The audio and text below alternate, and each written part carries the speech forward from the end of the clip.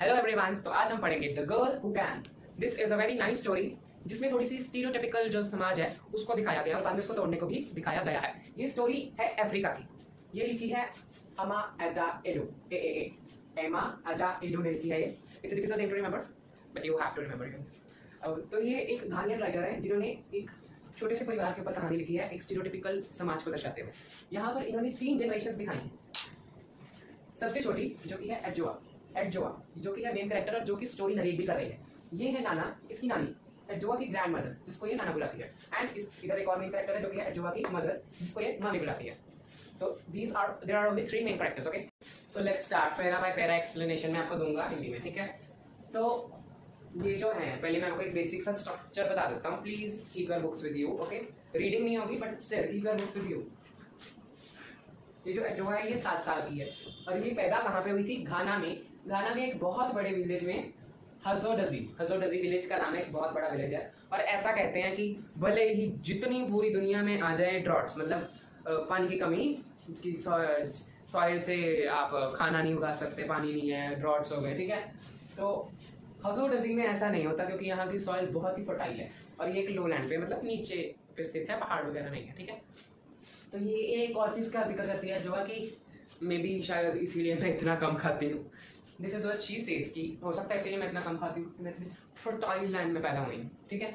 और इसकी नाना इसको मतलब बस ऐसे प्यार तो करती है पर because she is very stereotypical, ये ना तो इसकी मम्मी के विचारों को मध्य नजर देती है ना अडजुआ के। ये अडजुआ के ना, शी कंसिडर्स कि अडजुआ एक हेल्दी बच्चे को जन्म नहीं दे सकती, एक बच्चे को अपनी वूम्ब में, अपनी गर्भ में रख नहीं सकती, अपने पेट में पाल नहीं सकती 9 महीने के लिए, क्योंकि इसके पैरों का स्ट्रक्चर में कोई प्रॉब्लम है। वो प्रॉब्लम नहीं है, इसे लगता है कि प्रॉब्लम है, जिसके बारे में हम बात करेंगे। इसी के बारे में स्टोरी और कैसी ये जो स्टीरियोटिपिकल सोच है कि टूटेगी, ठीक है। तो ज्यादा नहीं है, बस इनमें ही कहानी घूमेगी और कोई ज्यादा 1-2 साल की कहानी भी नहीं है, बस थोड़े दिन में खत्म होने वाली है in the book I mean. So okay, so first para में तो बस यही था और उसके बाद इसने बताया कि थर्ड पैरा में कि जब भी मैं नाना से बात करती हूँ अपनी कोई भी जरूरी बात, मान लो जब भी मैं अपनी नानी, जब भी जिसको अजवा नाना बोलती है, ग्रैंड मदर, उससे कोई सी भी बात करने जाती है, कोई सी भी, मतलब कोई ऐसी बात ना जिससे इसके ख्याल हो, तो कोई सी भी बात। वैसे तो इसका ये मानना है कि मेरे पास बातें बहुत है दिमाग में, पर मैं उतनी बातें बोल नहीं सकती क्योंकि इतनी वोकेबलरी नहीं है। छोटी सी तो वैसा था कि इतनी वोकेबलरी नहीं है, तो जो 5-6 बातें आ जाती हैं मुंह पे, जिनकी वोकेबलरी है, बोलने जाती है किसी को भी, लोग उस पर हंसते हैं। नाना पास जाती है, वो बोलने एग्जाम्पल दे रही है, नाना को कुछ काम देगी, नाना अपना काम छोड़ के इसको घूरेगी, नीचे झुकेगी, क्या बोली, ऐसे करेगी मतलब उसकी सीना ही फट जाएगा और वो भाग जाती है। या फिर उसकी नाना हंसने लगती है पागलों की तरह, पागल बुड्ढे, सटकाए हुए बुड्ढे की तरह हंसने लगती है इतना हंसती है कि इसके आंखों में आंसू आ जाते हैं, नाना की आंखों में। और उसके बाद भी वो हटती नहीं है, वो तब तक हंसती है जब तक उसको आंसू पूंछ लेना पड़े, फिर वो चुप हो जाती है हंसना जब वो थक जाए। And after that when like some कोई आता है घर पे, ऑफ कोर्स उसको वो बात बताती है और फिर क्या होगा, ऑब्वियसली 2 बुढ़ियां हंस रही होती हैं और जो कहती है कि कई बार 3 या 4 या 5 सटियाई हुई बुढ़ियां भी हंस रही होती हैं तो उसके बाद जो है वो बताती है कि ये जो नाना है वो उसकी लेग्स की सारा दिन बात करती रहती थी, बुराई करती रहती थी। वो कहती थी कि इसकी जो लेग्स हैं वो बहुत ज्यादा पतली हैं, legs are very thin, can you see this, thin and very long for a woman. एक लड़की के हिसाब से बहुत लंबी टांगें भी हैं। और उसकी माँ कहती रहती थी नहीं ऐसा कुछ नहीं है, बट नाना सुनती नहीं थी। यहाँ पर मैं पढ़ रहा हूँ पेज 153 से, this part I am explaining from the second para. Okay,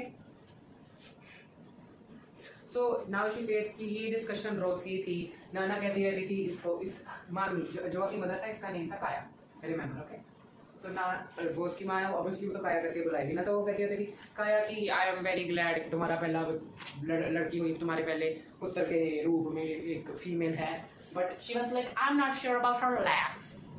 this is about her grandmother. Okay, so वो कहती थी कि तुम हमें, माँ कहती थी कि why are you always complaining about her legs, तुम उसके पैर के पीछे क्यों पड़ी रहती हो, तुम्हारे पैर ही पड़ती है, उसके पैर का पीछे छोड़, तो प्लीज उसके पैर को छोड़ दो।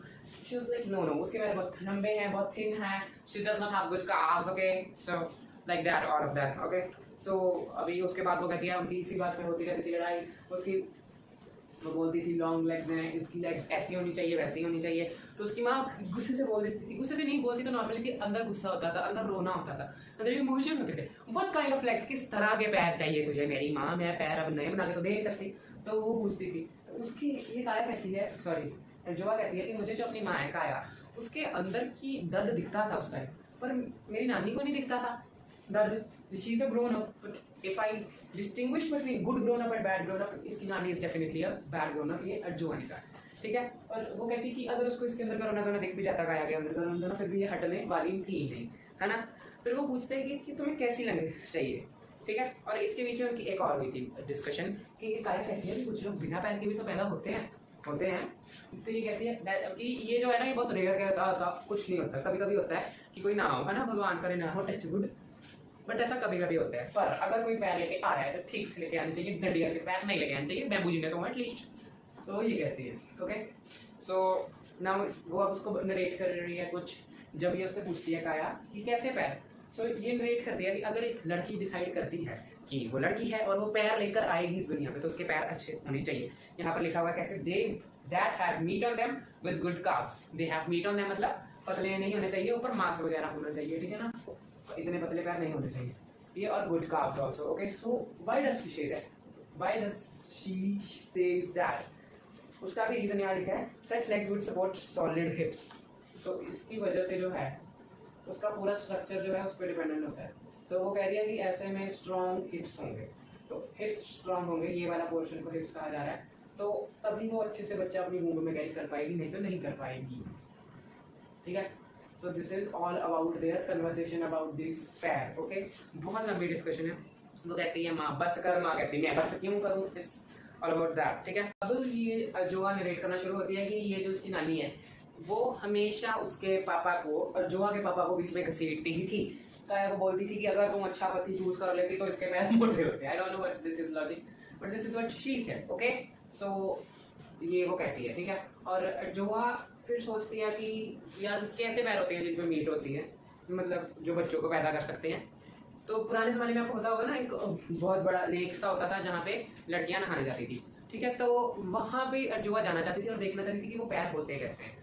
तो पर उसे अलाउड नहीं था वहाँ पे जाना, उसे जहाँ पे जाना अलाउड था नहाने, वहाँ पे वो अपनी माँ और बच्चों के साथ जाती थी। वहाँ पे होती थी उसके जितनी लड़कियाँ हैं, थोड़ी सी बड़ी स्कूल वाली लड़कियाँ, ठीक है।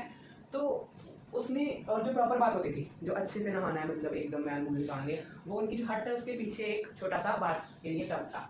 सो अर्जुआ जो का ये ख्वाब पूरा नहीं होता कि मैं देखूँ वो मीट वाले पैर कैसे होते हैं। वो बस जो पैर देखती है वो होते हैं छोटी छोटी बच्चियों के या स्कूल वाले थोड़े से बड़ी स्कूल गर्ल्स के, या उसकी नाना और मामा के जो उसने पैर देखे होते हैं, ठीक है। और ये तो उसको पता है कि उसकी नाना के भी पैर सही हैं और मम्मी के भी, क्योंकि हम दोनों बच्चों के जन्म दिए हैं, मतलब इनके पैरों में मीट है। पर उसका बहुत मन था किसी के पैर देखने का, ठीक है। सो यहाँ तक ये जो बातें हैं ये खत्म हो रही हैं। इसके बाद सेगमेंट आएगा इसके स्कूल के बारे में। इसके स्कूल में ये बहुत अच्छी एथलीट होती है, बहुत अच्छा दौड़ती है। वहाँ से सोच बदलने की शुरुआत हुई, ठीक है। जवा का जो लिटिल विलेज है उससे जो टाउन था जहाँ पे स्कूल है, इससे विलेज से जहाँ पे ये जाती है पढ़ने, उसका डिस्टेंस है 5 किलोमीटर, 5 किलोमीटर, ठीक है। और बाकी बच्चों के लिए ये सजा है, पर इसको मजा आता है इतना चलने में। ये अपने स्कूल की भी हर रेस जीत जाती है, she wins all the races, okay.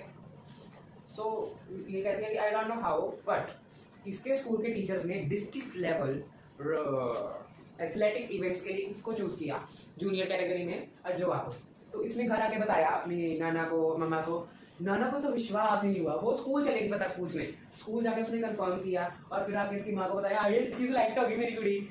इतनी खुश हुई, रोज ये यूनिफॉर्म प्रेस करती, रोज रोज यूनिफॉर्म प्रेस करती। प्रेस इसके पास नहीं थी, प्रेस ये लेकर आई थी कहाँ से, मिस्टर मेंसा हाउस, मिस्टर मेहंसा के घर से लेकर आई थी ये प्रेस, ठीक है ना। आयन रोज कपड़े एकदम कड़क, और रोज इसके कपड़े चमक रहे होते थे। और उसकी नाना हर हर हर हर डिस्ट्रिक्ट इवेंट देखने आती थी इसका, खुशी से। उसकी माँ नहीं आती थी पर उसकी नानी हर इवेंट देखने आती थी। और एक जो ये डालते हैं कपड़े, कपड़े डाल के आती थी एकदम स्टार्च्ड कपड़े, ठीक है ना। तो अभी फाइनल डे था एंड ये जीत गई, ऑलराउंडर एथलीट का अवार्ड ये जीत गई। नाना बहुत खुश हुई और जो ट्रॉफी थी उसने अपनी इधर रखी, पेट पे जैसे बच्चों को नहीं रखते होते, ऐसे जुटे रहते होते हैं, वैसे रखी और घर तक लेके गई, उसकी माँ को दिखाई, माँ ऐसे और फिर वो ट्रॉफी हेडमास्टर को दे दी और नाना हमेशा बहुत खुश रही। और ये लड़की कहती थी अच्छा तो ये छोटी पैर ये काम कर सकते हैं, बच्चों को नहीं पता कर सकते, दौड़ कर सकते हैं, ठीक है। तो बस फिर इतनी सी बात थी, नाना खुश हो गई, अरे ये छोटे से पैर तेरे बड़े अच्छे लगते हैं। और कहानी यहीं पर स्टीरियोटिपिकल चीज़ें जो हैं टूट जाती हैं और इसकी माँ हमेशा की तरह चुप रहती है। और जो एंड में एक बात कहती है कि अगर मैं किसी को कहती तो वो हमेशा की तरह बुढ़िया हंसती मुझ पर, बट मैंने करके दिखाया। Action action speaks louder than words, this is one moral of the story, ठीक है। और लास्ट में स्टोरी एंड होती है विद द लाइंस की माय मदर, जो इसकी मदर थी वो हमेशा की तरह चुप थी। एंड इसकी समरी भी बहुत जल्द आ जाएगी।